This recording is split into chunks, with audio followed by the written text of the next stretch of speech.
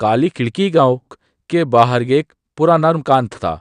लोग कहते थे रात के बाद वहां की खिड़की खुद खुलती है। रवि इन बातों पर हंसता था। एक रात उसने शर्त लगाई ली, मैं आज वहीं रुकूंगा। रात के 12 बजे हवा अचानक ठंडी हो गई। मकान के अंदर घुसते ही दरवाजा अपने आप धड़ाम से बंद हो गया। तभी ऊपर वाली मंजिल से आवाज आई, खिड़की चर चर। रवि ने टॉर्च ऊपर की। खिड़की खुली थी और उसके सामने एक औरत खड़ी थी, सफेद साड़ी में, उल्टे पैर और बिना आंखों के। उसने धीमी आवाज में कहा, तुम देर से गए हो। रवि पीछे मुड़ा, लेकिन दरवाजा गायब था। अचानक उसकी टॉर्च बुझ गई। अब उस सिर्फ खिड़की से आती आवाज थी, अब तुम यहीं रहोगे। सुबह गांव वालों ने मुकाले के बाहर रवि के जूते देखे, लेकिन रवि कभी नहीं मिला। और आज भी रात के 12 बजे वो काली खिड़की खुलती है। रवि के गायब होने के बाद गांव में एक अजीब नियम बन गया, कोई भी रात 12 बजे के बाद उस मकान की तरफ नहीं जाता। लेकिन 6 महीने बाद रवि का छोटा भाई अमन अब लौटा। उसे भाई की मौत पर भरोसा नहीं था। एक रात ठीक 11:50 5 बजे अमन उस मकान के सामने खड़ा था। अचानक ऊपर वाली खिड़की अपने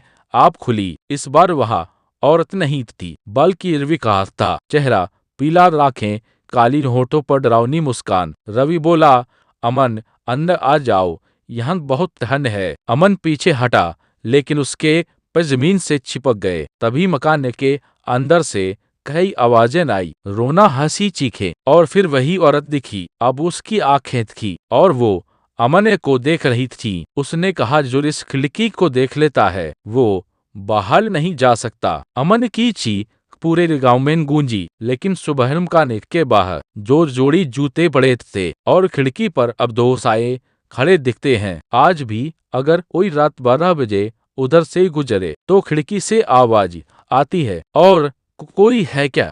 अमन के गायब होने के बाद गांव वालों ने तय कर लिया, इस बार सब खत्म करना होगा। गांव के पंडित, तांत्रिक और 5 लोग आधी रात को मकान पहुंचे। समय 12:00 बजे।